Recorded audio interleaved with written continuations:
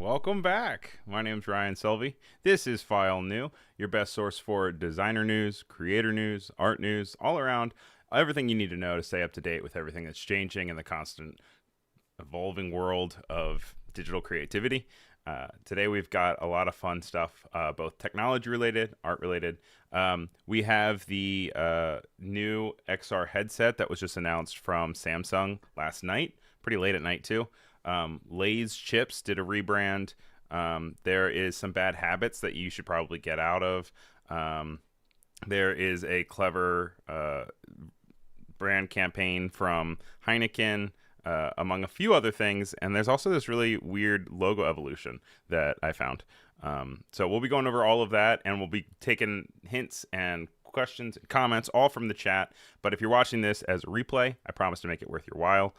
We like to start off with news, but we also have a section for Font of the Week, Rebrand, which is when we go over rebrands, resources for you as a creator, and Spotlight. So we're going to start off this day with file new news, and we'll go from there. So let's hop into the news first.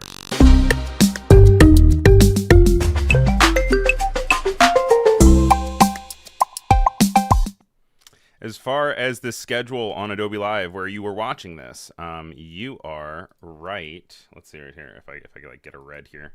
You are right here, friends, at 10 a.m. on Wednesday, which means that all of this is already available for you and for your taking on the Adobe Live YouTube page and on the Twitch channels. There was virtual plein air painting with Maddie on Monday, as well as Roller Troll. And I was hanging out in the chat in both of those, so I probably saw a bunch of you there. But for everybody else, there is a bunch of other stuff for you to check out. Also, a whole day of in-studio streaming tomorrow, all on YouTube, starting at 9 a.m. Pacific. These are Pacific times, so like as you can see, like right now on the East Coast in Brooklyn, where I'm at, it's 1 p.m., but this says 10 a.m., so just keep that in mind. But lots going on. Right after this, we're going to be hopping over to Twitch, where there will be Design Sprint, which is a sports-focused one by Stephen Overturf, and he tends to do like mascots and branding and imaging, all for sports and athletics, which is really cool because that's its own kind of avenue. And then later in the day, right after that, is Edit Like a Pro with CA in LA. Thank you to everyone that's saying hi in the chat, both on Behance and on YouTube. Alyssa's saying, everyone remember to like this video, please. Yes, I do appreciate that. Also, if you are able to choose between YouTube and Behance, I kindly ask that you switch over to YouTube because it's better for the algorithm. But no matter where you are, I'm happy that you're here. So Peter and Nate, Ray, Jacob, all over on Behance. Great to see you guys here. And then, of course, we got our superstars like Jacob and Oliver, Kelly, Melanie, Virgil, Alyssa, and Derek. And yeah, it would be great to get your guys' feedback and thoughts on all the stuff that we're about to get into. The first thing I want to go over is this Galaxy event. It happened late last night on the East Coast at least. And you can see that they announced a new headset. This headset looks shockingly similar to the Vision Pro, which is the VR device from Apple. The thing here is this one runs on Android XR, which is XR stands for extended reality, I believe is what we're going with right now. It changes every year. And it is the new software that is going to be running on multiple different headsets, all within Android in the same way that like Android runs on your phone. The thing that is notable about this one is that it is about half the price of a Vision Pro.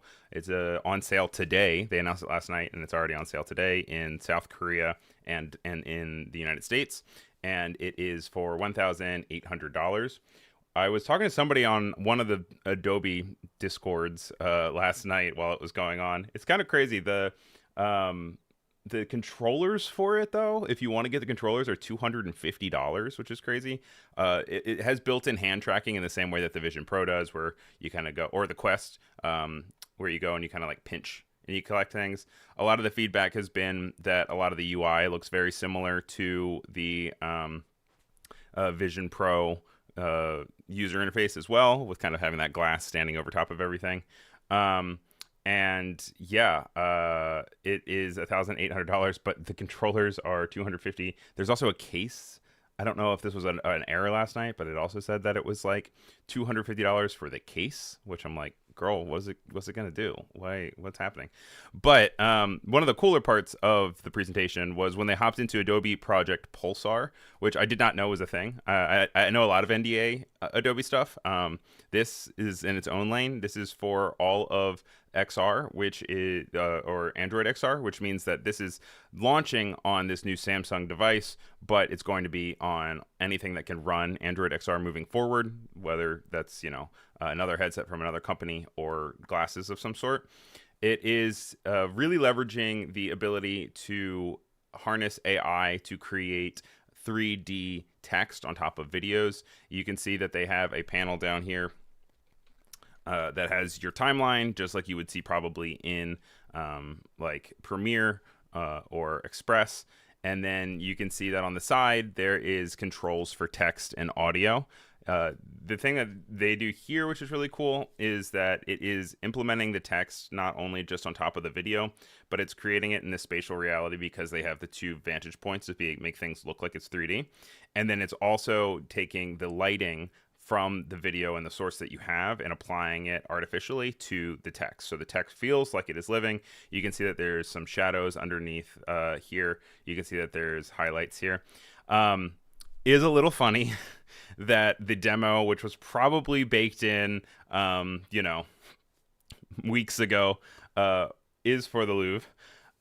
As you guys know, there was a burglary that happened over the last week at the museum where they took a cherry picker of sorts and got into the museum and stole a bunch of jewels. But for the example, they had the example and they went with it. It's just a funny kind of coincidence of things. And yeah, Alyssa said, please don't bring it up without mentioning the jewel heist. Of course, couldn't go without mentioning it because, yeah, no, it's crazy. Peter's also saying, I just bought some jewelry. Benny says, Peter, no. Jacob said, didn't they escape on scooters? I don't know, to be honest. I've looked in a little bit into it, but I haven't seen the full breakdown. I've seen some memes online about people saying who they would cast for the Ocean's 11 rendition of the jewel heist that just happened, which I think is always funny when the internet kind of takes a thing and then runs with it. But anyway, on to our next story. As you guys know, this is all available. All these links are going to be available in our raindrop, which is in the description. I also go ahead and I put it on the Discord. If you guys aren't part of the Discord already, please join that. It is the Adobe Live Discord. You can always access the file new channel where I always post, obviously, when we're live, but throughout the week, I also like to post links. Some of them make it to the show, others do not. A lot of times, the ones that are on there are really cool, great resources that I try to reach out to the creators, and I always try to get consent before I show anything on the show. So sometimes people don't get back to me in time, or they're not interested in having it on the show. So I just throw it in here. But it's a really good resource to be able to get a bunch of cool videos, find a lot of creators. And also, if you guys submit stuff, I also like to include that on the show. I also like to hear your thoughts. I just like to talk to people about this stuff because, it's nerdy and my partner isn't necessarily the biggest tech creative guy. So if I can talk to you guys about it, it's not bad. But anyway, in our raindrop, you can see that our next story is that there is a new Pinterest tuner that lets you dial down the amount of AI content that is shown to you on Pinterest. The platform does not promise a completely AI-free feed, but they are rolling out a tool that allows them to dial down the AI, and they say that users can select which categories they want populated with more or less AI-generated content. But Elisa Well for The Verge wrote about this. You can read the full article in the link. But I saw that a lot of people were really kind of moving away from Pinterest at a point because they were like, I can't tell what's real and what's not real. They worked with some AI labeling and being able to identify what is AI and what is not AI. You can also always use Adobe Creative Credentials, and that'll also help you kind of get to the bottom of what is AI or not AI. But this is just another step that you can take if that's something you want to remove from your feed and get out of there. Then what else do we have? We have this new review for this not Pinterest, for this Cintiq Pro Challenger, and this is coming from Creative Block. This is from Ian Dean. It's for the or Huion. It's Huion, Canvas, but it's rather than a canvas with a C and an N, it's a K and an M, which is kind of fun and silly. This is a competitor to the Cintiq Pro. This was posted only about an hour ago when I was putting together the composition last minute for this show. I came across it and I thought it was an interesting approach because I have a Cintiq, but I have a Cintiq from about 2012 or 2013, so I haven't updated in a long time. And what's interesting about this one is it has a little base for all of your stylus. You know, it doesn't have the gigantic octopus that comes out of the cords. The display itself is big. He says it's at 23.8 inches of a 4K canvas, which is nice. The 4K monitor is always good. And they have a really good amount of color. It covers 99% of sRGB, 98% of Adobe RGB, among other ones. If you really want to get into the nitty gritty, you can. It is getting good reviews on the resolution and pixel density because it hit a sweet spot for digital art and 3D modeling. And yeah, says that it's on paper the biggest leap forward for it and feels that way in use, with a bunch of pressure levels and some 10-point capacitive touchscreen. So just always to know your options. It looks like is there price information on here? Let's see if we click it. It looks like this one here is about $12.99, so $1,299 at the time of streaming. But we'll see how that goes. Are you guys interested in using other tablets? Do you use an iPad? Do you use a Cintiq? Let me know in the chat. Now, we have one more kind of call out, and that is next week. We won't be live at this time because the keynote for Adobe Max will be happening during the time that File New is normally happening. I will be at Adobe Max, so if you're at Adobe Max, please come see me, say hello. I just ordered a bunch of stickers for File New, and I have gotten the little like plastic sleeves and little thing that goes on top. So, you know, then I can give those out for free if you come and you see me and say hello. I'm excited to see how they turn out. I got one that says like the File New logo. I got a little like selection box that I put on the thumbnails a lot. I put an eraser with the transparency in there, and I also do a little live button. So it'll be exciting to see.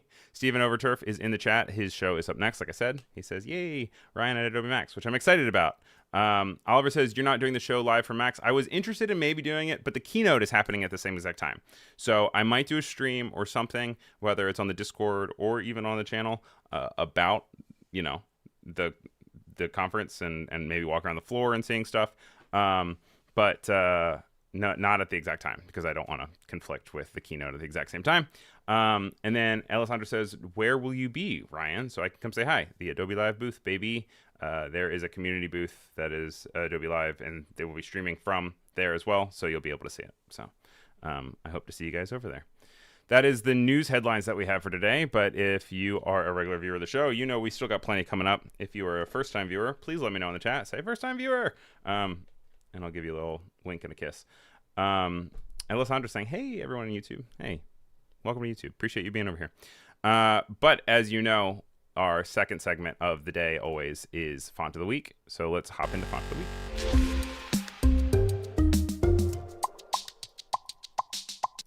Font of the Week is the time where we leave it up to the chat to pick the best typeface of the week. Go figure, imagine. And they are all typefaces that I pull from Adobe Fonts. I kind of just take time and scroll through and try to find ones that stand out to me. They are all different use cases normally. I try to get ones that are a little bit different. I guess Wayfinder and Corsario 1 and 3 are a little similar this time. But I felt like Wayfinder was a little bit spookier and Corsario was maybe a little bit more universal. But you can access all of these by going to fonts.adobe.com.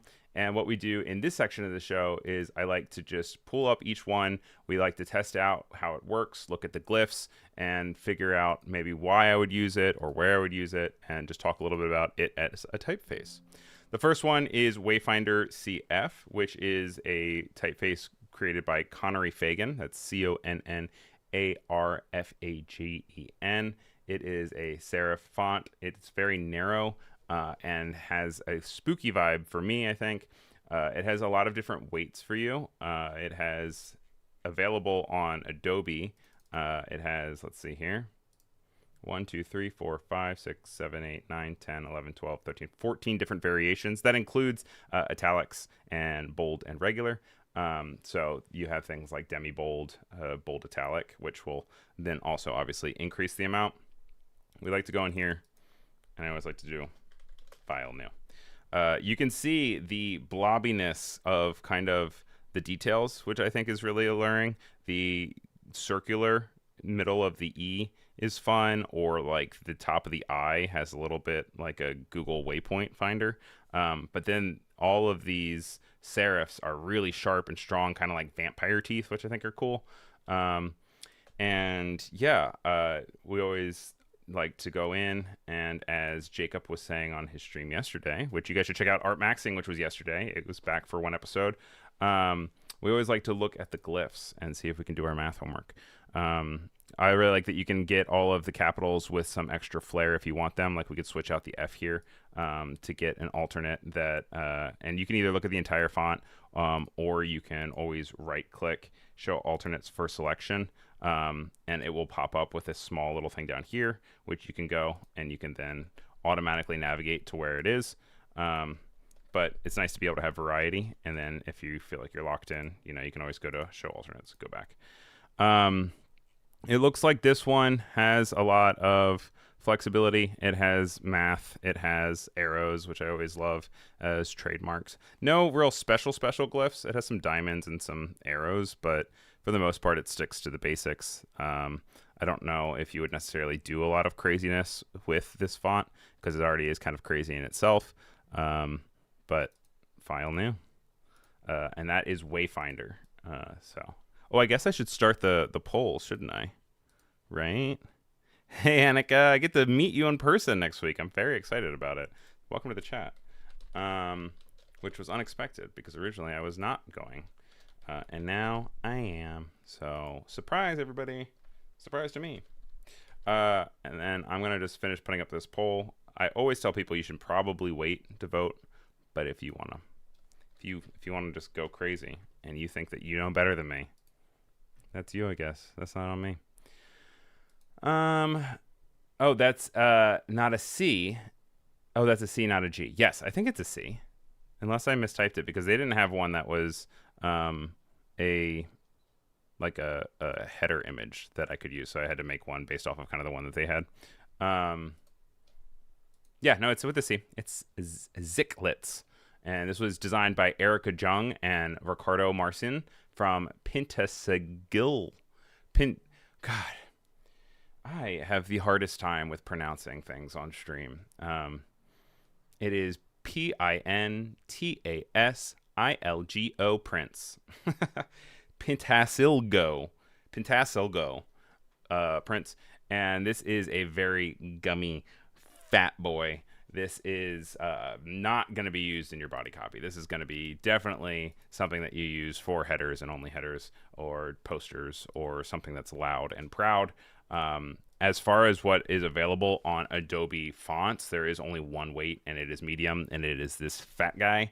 And this, you know, has both uppercase and lowercase, but the lowercase is real similar. You can see that just the height is just a little bit farther down, but like if you put these side by side, it really is, you know, feel file. So let's put out file new. It's way too big to even fit in the box. Out of the box. I think you got biased by the name of the other typeface, Kendall. You know, very easily could be. Penny says, it's fun. I like it. Gummy is a fun way to describe it. Annika's excited that I am going to see her. Miss Melanie says, all three fonts are great, but there can be only one winner.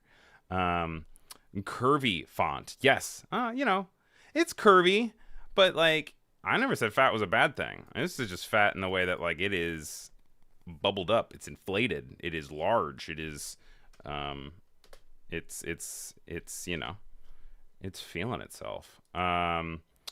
We are going to glyphs, and they are just as blobby and blurby and slimy as everything else, which can be a lot of fun. This could be really good for, in their example, they use it for like bubble gum, which is really good. Oh, they've got ligatures, which is always really nice to show how things can go underneath. Feels very hand-drawn. It even has in its glyph panel some of these blobby splotches that you can then slosh around. It gets really freaking weird in here with some blobby splotches already onto it. But unfortunately, Jacob, and this is for you, my dude. Oh, wait, no, we can still do our homework. Turn in your homework with this. Would love to see that.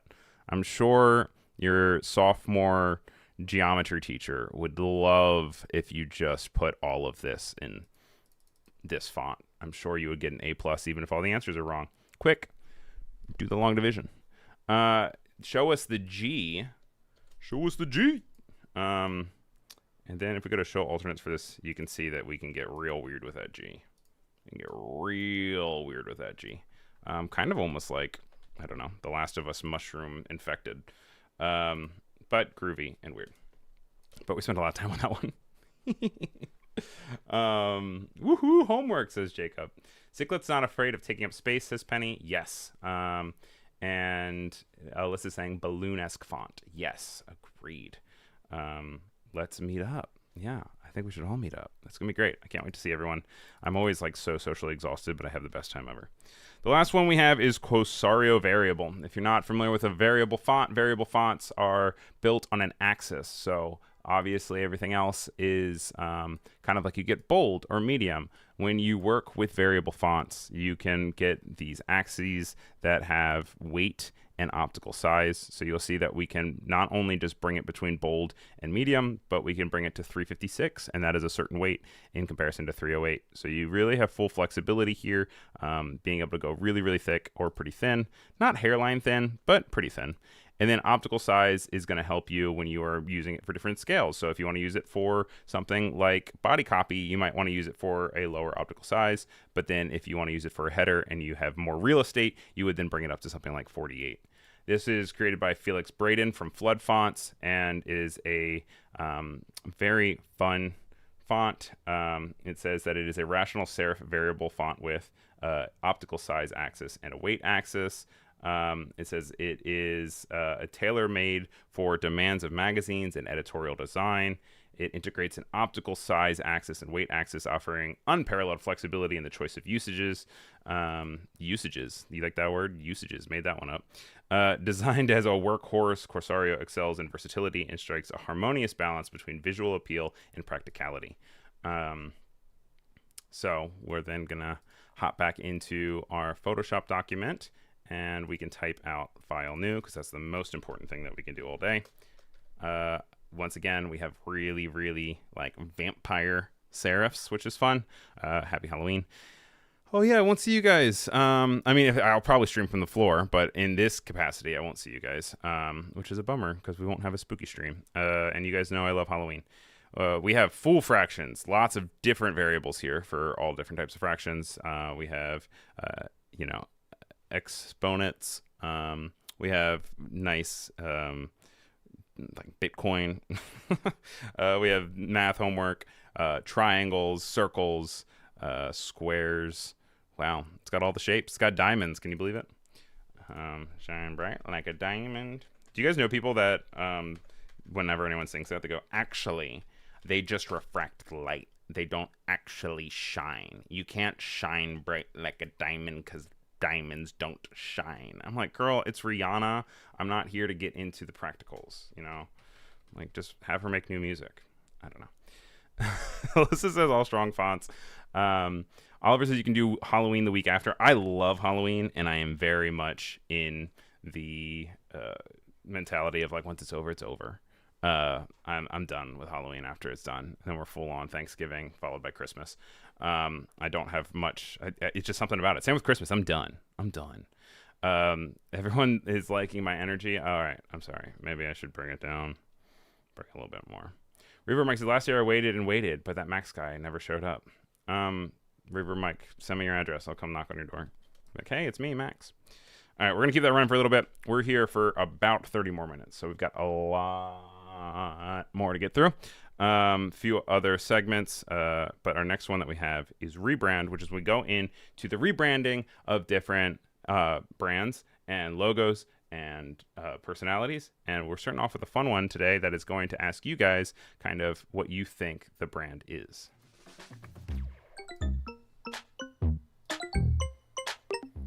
So I came across this music note logo, and I saw that it was an old logo for a old brand, and it is not what I anticipated it to be. Do you guys know what logo this is? This is from 1981, I think. For all the 80s babies in here, or the 90s babies, you guys might know what it is. But it looks kind of like a Mickey Mouse glove, but also like such a weird way to hold something. Like, it's like I have my LaCroix here, as I always do. But like, why would you design it in a way that you would like bring around the first finger, you know, like this? It's weird, right? But this was the official logo. And does anyone have any guesses as to what logo this was for? Because it is definitely a household name. Looks nothing like what it is now. But I'd be interested if anyone in chat has any ideas as to what it is. And don't cheat and just look at the raindrop, because that's not fun. And no one likes a thing. Oliver says, I recognize it, but I don't remember who it is. Jacob says, no freaking clue. Bree says, that was my birth year. Great year. So it doesn't seem like anyone knows this, but did you guys know? This was the original MTV logo. Isn't that crazy? MTV, music television, which obviously now has the iconic giant M in slower TV. I don't even know if they're around anymore. But Creative Block recently did a profile, and this was written by Natalie Fear, and it says the MTV logo history, how an 80s icon became a pop culture legend. It has a full run through of kind of where they started. You can see here it says that MTV wasn't just a pioneer in the design world, it reshaped the world of TV as we know it. It was the first 24/7 music network, but it needed a logo with attitude to match. So they teamed up with TV producer Fred Siebert, Viacom executive I wonder if this would be Robert W. Pittman pitched the concept, and the pair soon enlisted the help of Manhattan Designs Pat Gorman and Frank Olinsky. They found a cartoonish hand holding a musical note. And so that's what they started with. Then in 1981, also, they then, I guess, got it over to this one. And then from there, they started using variants. They subtly reinvented it between 1994 and 2010. And then now, of course, you have this very clean, very polished logo. It's just a fun breakdown. It's nice to see these brands really expand and really get into a place where they create history. But next time you think about MTV, think of that little cartoon hand, which is so crazy. And then as far as a new rebrand, this is Lay's. Does anyone eat here at Lay's? Do you guys like Lay's, Hers, or Utz the most? I grew up on, what did I grow up on? I grew up on Hers and Utz, because those are like Maryland Baltimore ones, and Lay's were always kind of like side. But I guess over the years, I've kind of gotten more into Lay's. This is coming from the official PepsiCo brand, who owns Lay's, because PepsiCo owns so many things. And you can see that over the years, they have really leaned into this yellow. They've leaned into kind of this swatch across this circular like sun. But this is really focusing on the idea of strong potato chips. They've messed with the word mark quite a bit. You know, it still has the L that goes under the A, but it feels refined. It feels updated. It says that it's the #1 potato chip brand in the world. It looks and its recipes to celebrate its heritage while paving the way for the next 100 years. Meaning what? I guess they can't change this for another 100 years now. It is a chip for every moment. I'm expecting brand new will probably do something to break down, but it's interesting to see that even in different languages or different flavors that they have different things that still kind of fit the same mold.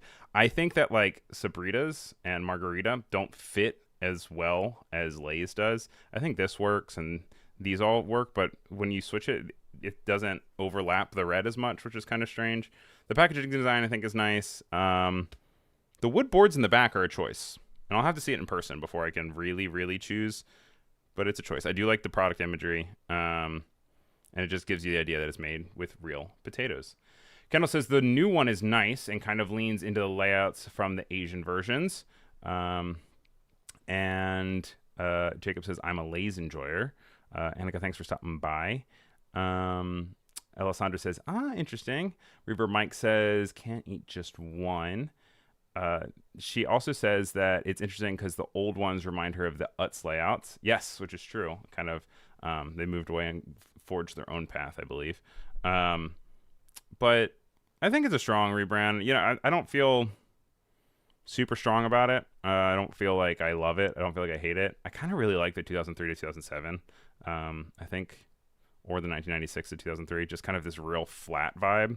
I mean, I'm nostalgic, obviously, for the one to 2003. I remember getting those in my little, like, paper bag lunchbox. But, you know. Reverb Mike says, pretty good, but there's no Ruffles. Yep. Ruffles are his own bag of chips. And that's what I always say. That's its own bag of chips. All right, guys, you're here for the resources. So without further ado, we're going to hop into things that you can use to speed up your workflow, to help your workflow, and just to integrate into your work.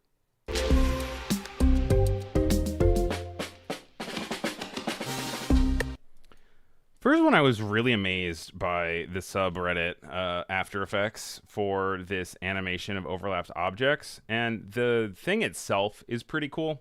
Like, it is I don't know where they pulled it from, but it is these overlapping pen and pencil that do this, like, goofy little wiggle.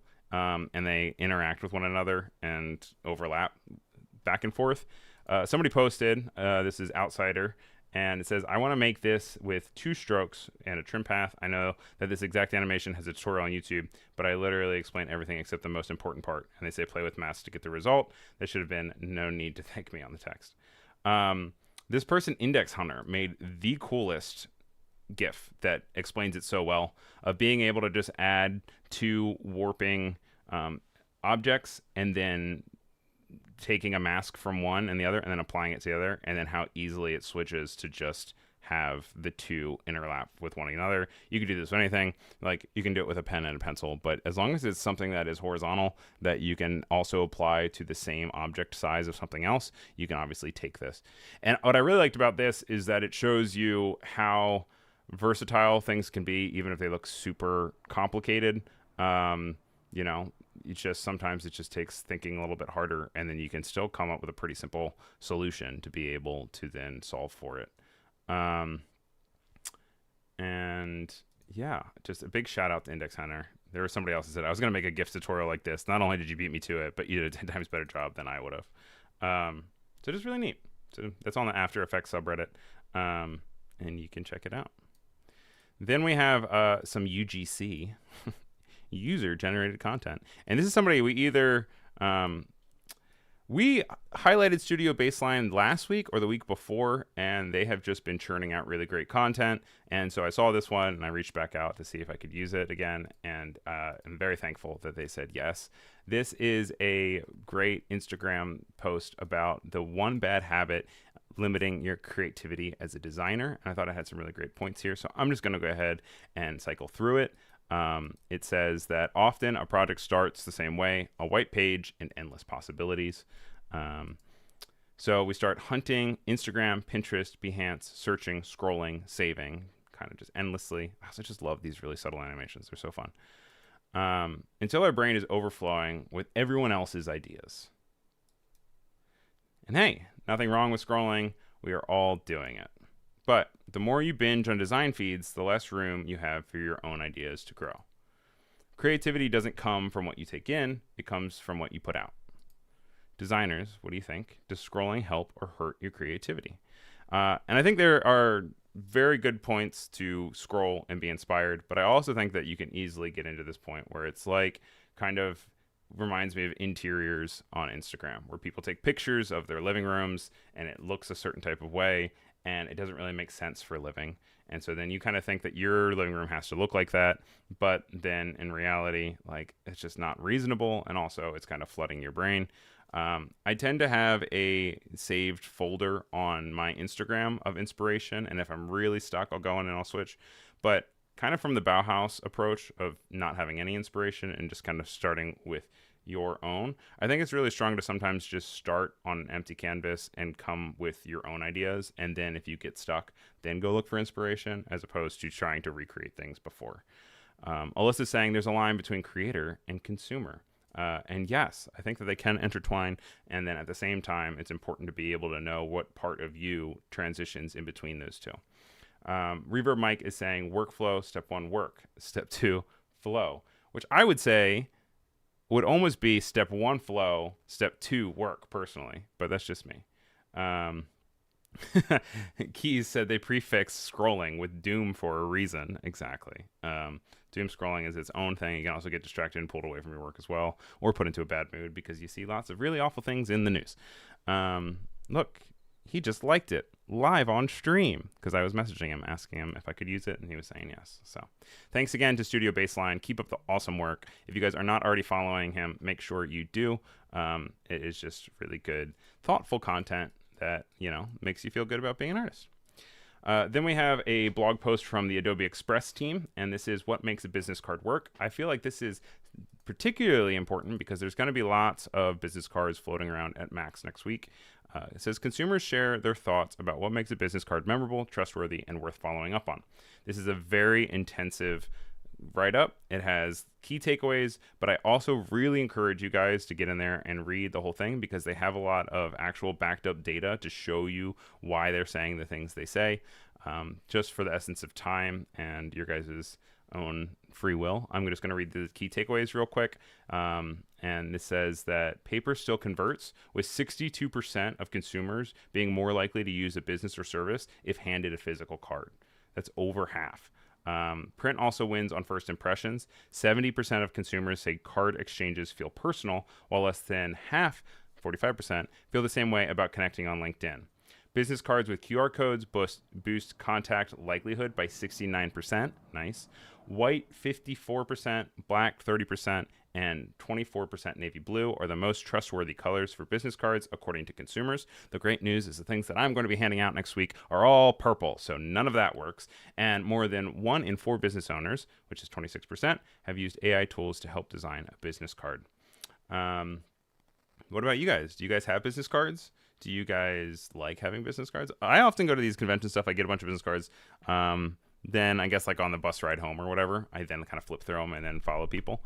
But then I have a bunch of these business cards that are just kind of stacked up around the apartment, and I'll find them years later and I'm like, oh yeah, and then like search them again, which I think is also exciting and interesting way to kind of keep that relationship alive. And yeah, it has some really great insights here. It's talking about 49% on QR code usage, being able to have them horizontal, foil finish, custom shapes. It says, what format makes it easier for consumers to remember details about a person? 61% is a physical business card, whereas a digital profile is only 19%. So it's a really great write-up, and I appreciate the Adobe Express team running into that. Of course, if you are looking to design your own and you're not a big designer, Adobe Express has some really great templates that you can hop in and mess around with and adjust very easily. It's very user-friendly. I actually just put a brother-in-law's uncle onto Adobe Express yesterday because I was like, he's fine. He can figure it out. It's nice and easy. Kendall says that her business cards are old, but she told herself no new ones until I get rid of the old ones, which is a good way to approach it. Brennan has eggshell business cards, which is, that just sounds fancy. That just sounds like you're a luxury designer. Got that eggshell, not white. It's eggshell. Stephen Overturf has business cards, but they are expensive and he hardly uses them. Cheryl says that they have business cards, but are redesigning them to include a QR code, which I think is very smart. I love when they have a QR code because then I can do it. Also, where does this one for Afua Campbell go to? Does it actually bring me somewhere? Wait, it just says search for something. It says this is pretty cool, cooler than, and then a bunch of crazy stuff. So It brings you somewhere, but it's not a full actual creator. So that's fun. Moving right along. There was a post by Creative Block. Lots of Creative Block today. Thanks to Joshua Black.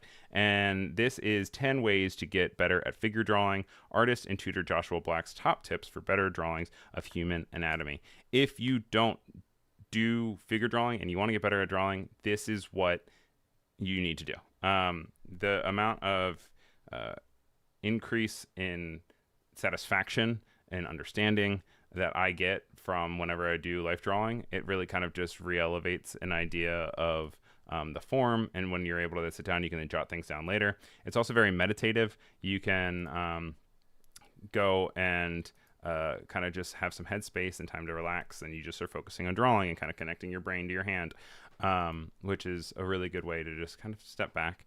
Some of the things that are mentioned in this article are like do a page of anatomy studies and a page of figure drawings each day. Really intense. I say just do it as much as you can, you know, unless you're really trying to really hone it.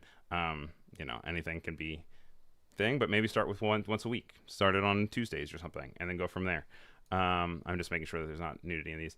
I actually have one of these. I have drawing the head and the hands.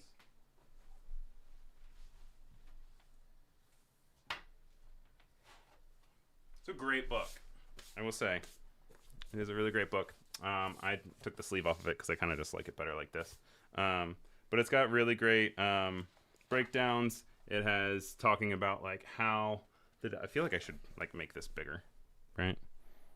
Maybe I should just make my camera bigger. Here we go. It's got really great breakdowns about like attachments of different ways that your face actually physically functions, and so when you're drawing it, then you can kind of understand why it is the way that it is, whether it's anger or something else. They even have a whole page on grandmothers. See, plate 49, grandmothers. So if you want to know how to draw your grandma, this is an old book, so this woman's probably like 45. Now that woman is, you know, if you look like that, you're probably like 80. Got teenagers, some really cool stuff. It's just a really pretty book. If anything else, even if you're not using it for you know, reference, which you should, it is just a really good page turner to be able to like put as a coffee table book. And maybe if you just pick it up and read every now and then, it's a good one. So Jacob says, I actually love this. Actually love you, dude. It's great. What's the name of the book? This is Drawing the Head and Hands by Andrew Loomis, which is linked also in this article, which is linked in the raindrop. What do you know? Then we have a little bit of career advice for our next resource. We have 3 more resources. So can I go solo? This is from a really great series that It's Nice That has. If you don't follow It's Nice That, they're a fantastic publication that is always creatively it's a great creative resource, and they're also covering really good artists and different artist news stories. I like to check them out a lot. But this is an advice column that they have, and it's written by Katie Cadwell. This is the question for this week. It says, I work for a small, family-owned, mostly B2B business. I started as social media specialist, but I came creative director after getting very bored with only doing social media management. So now I'm in charge of creating graphics, videos, photos, and copy for social media, website, and newsletter use. While I have the title of creative director, I don't actually direct anyone because our team is small. I'm worried if I ever change jobs, it will look good that I was a creative director, but I won't actually have any skill in directing others. How can I improve my ability to direct people as a creative director and sole creative on my team? It says that sadly there's an assumption that just because you're a great creative, you'll be a great manager. And most creative directors don't have any management training. As creatives work their way up through the ranks, the focus is on honing your skill, your eye for finding and making brilliant work. Even as a design director, you're very rarely the person the team reports to. For most people, the first time they truly experience leading a team is once they're sat in that seat. So get ahead of that from now. You can actually improve your leadership skills without having a full design team. A few things to try. Finding junior talent that you can spend time with. Join a mentorship program. start to hone your ability to listen, learn how to build a professional relationship with someone. You can introduce a placement program into the business. They don't need to be design grads. Local schools are always looking to give students a taste of working world. There are so many brilliant books, talks, and podcasts, and you could even join your local scout hunt. I think it's just also very easy to forget how hard and scary it is when you're 20 and you're entering the workforce and you don't know very much. And you might think that you know a lot, or you are aware that you don't know a lot, and you don't know what you don't know until you do it. And I think that as creatives and as professionals, you then kind of grow through this, and then you kind of forget about it. And then when new people come into the field, you're like, oh, you don't know that. But in reality, you didn't know it yourself. So I always really like working with interns. I always like working with people who are new into the field because they bring a lot to the table and they know a lot of stuff. But there is a lot of stuff that you can bring, and you can really influence someone in a positive way and make their life easier and happier in ways that, like, I have a few people that come to mind that really like lent out their hand. Ryan Jordan, Robert Marbury, just to think of a few, that really helped kind of propel me into understanding being a creative in a professional sense. So even if you're not doing it full time, even if you're just doing a one-off, even if you're grabbing a coffee and you're walking someone through it, it really goes a long way. And it gives you the experience of also to like revisit why you know what you know and what you can do to kind of help the next generation beneath you. Not beneath you, but like coming in after you. Then Kendall is saying, someone said they went through their textbooks like tech books and studied them the other week, and now I want to go through all my textbooks. Yes.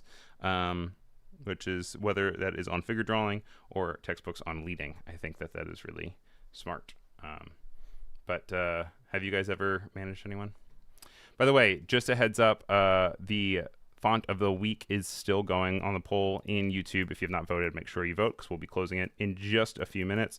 If you got here late and you did not see them, this is what they look like. We've got about 2 more resources to fly through, and then we will claim a winner. The next is a little bit of a hyperlink, a little bit of a resource, but I just kept it in resources. It's LDRS. It is a free open source loaders and spinners for your next project. They're built with HTML, CSS, and SVG, available as React and web components for maximum compatibility. I will most likely never be using this to actually grab the code from it. However, I will be using it to explore loading and animations, especially for things that are on screen. You can see they just have a whole directory of loaders, and they start pretty simple. You know, you see these in YouTube videos around the internet, but as you scroll down, they get more creative, and they just give you kind of cool ideas. There's this one with an hourglass, which is fun. They have one that looks kind of like a DNA, which is like molecular, going around in circles. Then you have these ones that kind of like flip. This one always feels like disconnecting. But just a nice full directory of 44 right now, and I'm sure they will grow it as well. You can also switch it to dark mode if you don't want to be blinded by the light.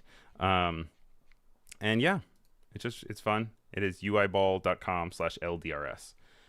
And then our last one is a article from TechCrunch, which is YouTubers aren't relying on ad revenue anymore. Here's how some are diversifying. This is a very long article. It goes into the creators of Mr. Beast, Emma Chamberlain, Logan Paul, Ryan's World, Rosanna Pansino. And you might say, well, Ryan, why these aren't all creatives? They are ways of making money outside of just the hustle of posting on YouTube, posting on Instagram. And there are ways that you can maybe apply them to your own. Like, I don't know if you're necessarily going to be able to make a coffee brand, but it is something that you can maybe put in your 10-year plan or your 5-year plan and say, this is what I want to work towards as another income and revenue. Of course, the algorithm, the services, they're always changing, and it's really important to always focus on more than one thing as your income revenue. This is a freelancer. This is as a creative, just in general. It's super important to always make sure you're diversifying and making that if one goes down the toilet, you still are making money and you still can have a connection with your audience. So it's a nice little read. Then we have Spotlight.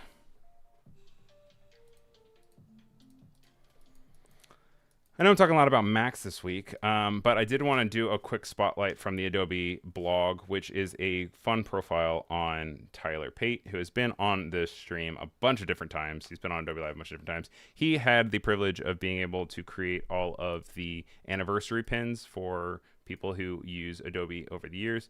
I have up to like 20 some years in Adobe programs, so I will be getting the Adobe pen for 20 years, but they can go all the way up to 35.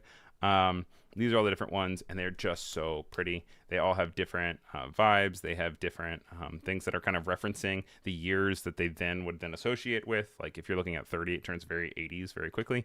Cannot wait to get one. I still have the one from last year somewhere around here. Saw it like the other day, and I was like, I should bring that to Max. But very cool. And a big thumbs up to Tyler. Make sure you check out this profile and you check out his work, just because he goes through the process, and super inspiring, super nice guy. If you see him at Max, make sure you say hello, because he will definitely say hello back, and he'll probably give you some free stuff. And then this spotlight is one that I just thought was interesting. If you guys saw the other day or the other week, there was this friend pendant that was really over by like West 4th. I think this is the West 4th station, and it was this advertisement that is for this pennant that you wear that's AI, and it was like, this is your friend, this always responds and supports you. And New York hated it, and New York graffitied it up. They destroyed all the posters. This is what one looks like. This one doesn't have any profanity on it, so this is one I could kind of choose. But it was funny because it got enough attention that then Heineken, and this is a article coming from Jeff Beer, which is a perfect name for this because his name is Jeff Beer. But they then took that advertisement and reapproached it as having a like bottle opener, and they're spoofing the Friends AI wearable. And I think it's just important to be able to tap into the cultural zeitgeist, tap into what people are kind of responding to, and if you can be tongue-in-cheeky, I think that it's really fun. I don't think that if you were somebody who worked for Friend AI, this is necessarily like a slap in the face. I think it's just a funny kind of response to a famous ad, and so big thumbs up to that marketing team, and being able to think on their feet and come up with a funny kind of solution to have that. Umacorn says love it. Keith says clever. Jacob saying we love Tyler, and we do. And that puts us just about time. Guys, for the first time in so many weeks, we got through everything at like the perfect amount of time. It is 53, and we are going until like 55. So we have enough time to then revisit the font of the week, and we can claim a winner. So I'll give you about 20 more seconds to vote for the font of the week. While you do that, I'm going to take a drink of coffee. Do you guys want me to do some ASMR with it? Are you ready?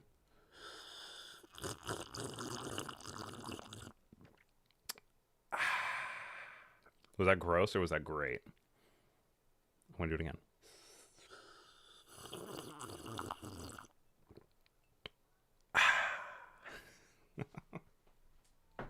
Viewership just plummets. Okay. With that, I'm going to end the poll here. Here we go. And the winner of this week, which is a surprise to me, honestly, is Zicklets with 48% of the vote. We had 25 votes this week. So a little bit of a smaller pool.